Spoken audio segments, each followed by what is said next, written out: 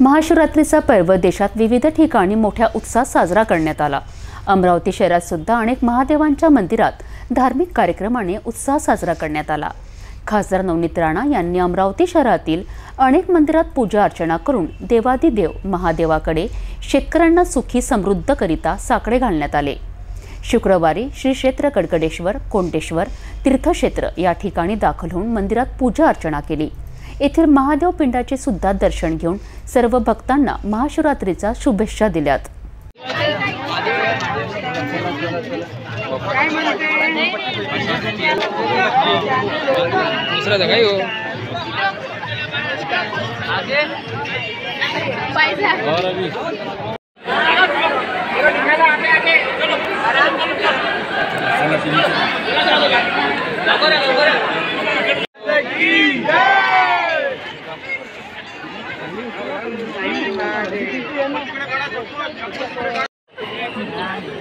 चलो ना।